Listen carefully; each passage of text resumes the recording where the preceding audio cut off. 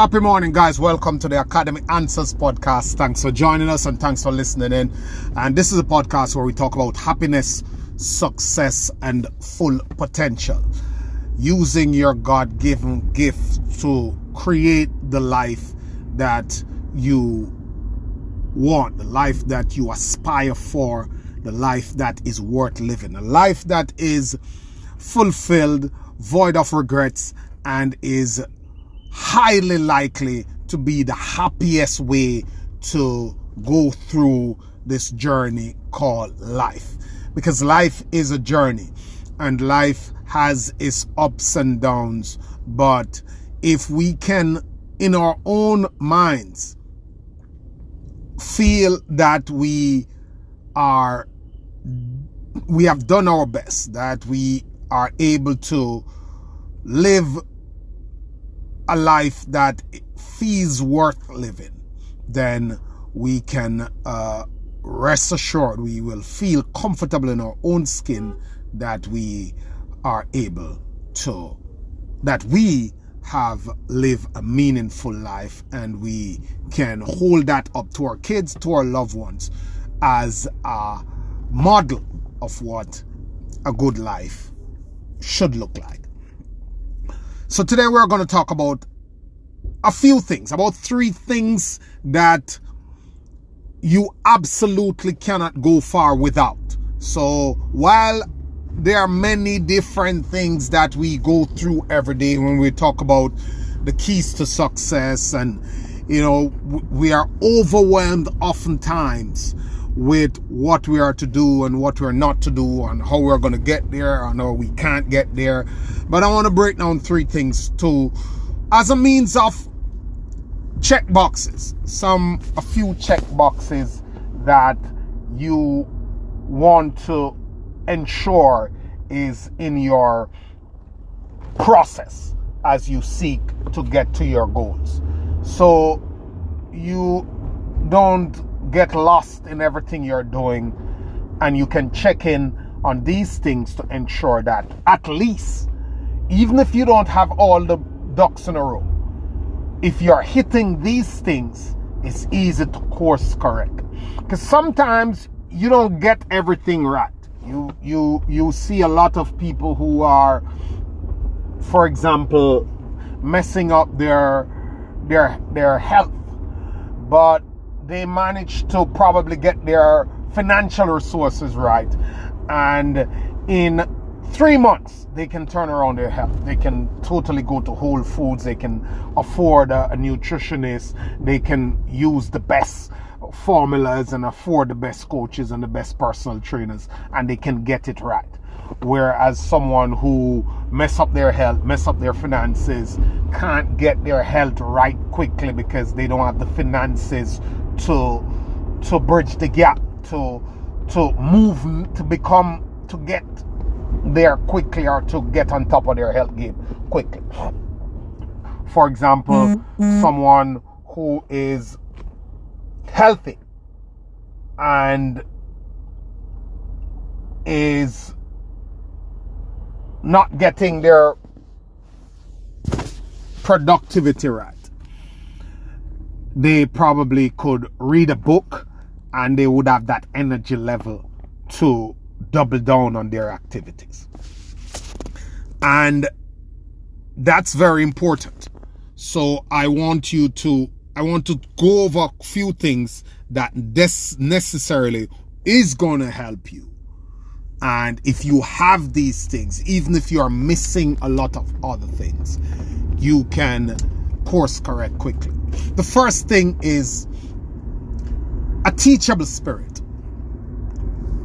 If you're willing to learn, no one can stop you. If you're not willing to learn, no one can help you. If you want any level of success in this world, in this life, you have got to step away from the ego, and you have got to accept something that is contrary to what we were cultured to think. what is common in our culture is the idea that there is a set of things to learn about anything, about life, about your career, about your health, about how to live, about what to believe in, what to do, what not to do. And the idea is common that there is this set of things, and then there's this period of time, and then there's this way to learn it. So what it is that during the period of in your life between 6 years old to 23 years old, you're supposed to go to school, and school has this thing to teach you about all you need to know and learn. And go there and learn this thing. And once you go there and you learn this thing, basics, right through from common courtesy to hygiene to whatever, literacy and numeracy to whatever career area. Once you go to school and they teach you this thing, then that's it. It's the most absurd way of living, of approaching life. Learning is continuous. You must make learning a way of life instead of a part of life. And part of that is blamed on, the blame squarely lies at the foot of the school system and traditional education that is not making room for our kids to understand, or it didn't make room for us to understand either, that what we are doing here is that we're forming the base. We have come up with a set of information, and I think this would be a better way to approach it. We have come up with a set of information that is going to condition the mind and the brain to get in the mold of learning. You're here to learn how to learn and to develop the mind and the brain. Once you have gone through that period, because you have nothing better to do, this is the best time to do it. You're in your formative years, your brain is most impressionable. Once you have gone through this and you have gathered these basics, these skill sets, and you have molded the mind and you have conditioned the mind, then you go on out there and you start to learn more things that will be applicable to the path you will take in life. But never stop learning. And that should be the lesson in school. But somehow we have imparted in through our education system into people, into the society, that once you graduate with this, and once you have learned this, as whatever profession you are, it's done for you. So you never read another book, you never go to another course, you never do anything else. That's fine. You can now just go and have 1 year of experience in an area, repeated 20 times, and start to say you have 20 years of experience. That's the first thing. A teachable spirit, the attitude that learning is a way of life and not a part of life. The second thing is consistency. There is a saying that says half of success is showing up. You got to show up every day. You have to show up consistently. It's not, if not every day, reasonably often. At least half the week you have to show up, and you have to put in tremendous amount of work. The person who show up build more higher levels of skills. As Will Smith said, talent is something that you have naturally. Skill is something that you develop from spending hours upon hours upon hours on your craft. There is no way to circumvent invested time and effort. There's no way to go around that. Unless you have the time and effort in whatever you're doing, you cannot reach the level of excellence in your craft. The last point I'll make is application. Application/action. You know, I often tell the story that the greatest thing I left high school with. It's absolutely the greatest thing I left high school with. Because I was literate and numerate from grade school. High school, the most important bit of information I got from high school. It wasn't even taught. It was just a caption reference for an area. For example, I'll tell you what it is. So when we're doing our external exams in my country, back in Jamaica, what you do, you do 5 years of high school, and in the US you get a GED, and then that's your high school diploma, and you use that to go to college based on your grades and your GED score or whatever it is. Not very sure about it. I haven't been in the American school system, but it's something along that lines. You can correct me if I'm wrong.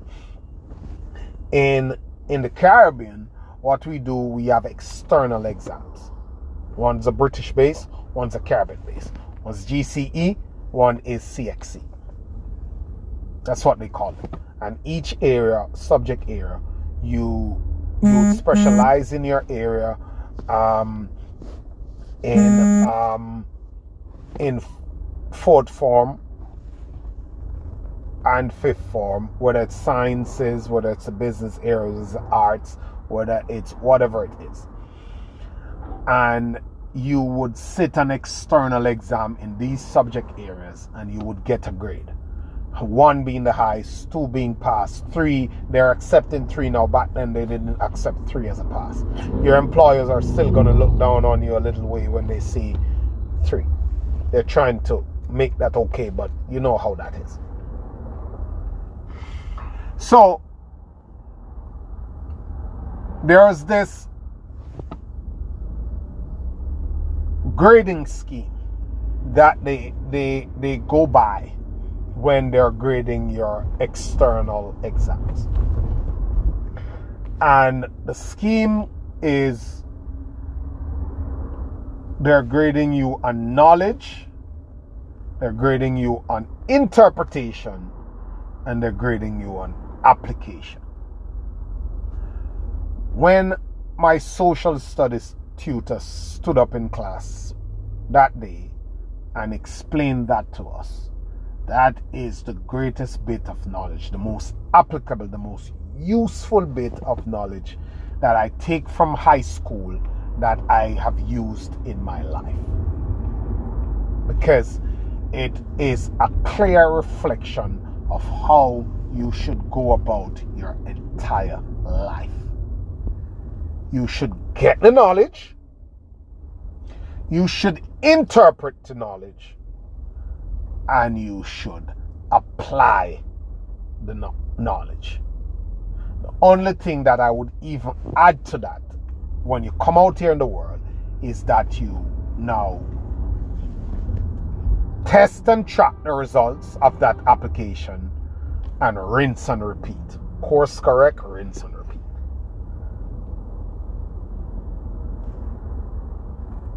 And that's the last thing. The application, the taking action on the knowledge that you have got. After the knowledge from both the learning and showing up, there are results and information that you can get from that. You now have to analyze those, apply those, test them, course correct. So as you go on your journey, I wanted to share those 3 things with you today. That even though you may be overwhelmed, even though it may be hard, you're not sure what to do next, you're going through a tough period, time, it does not looking good, and there's so many things, you're not sure if you're doing it right, you kind of lost.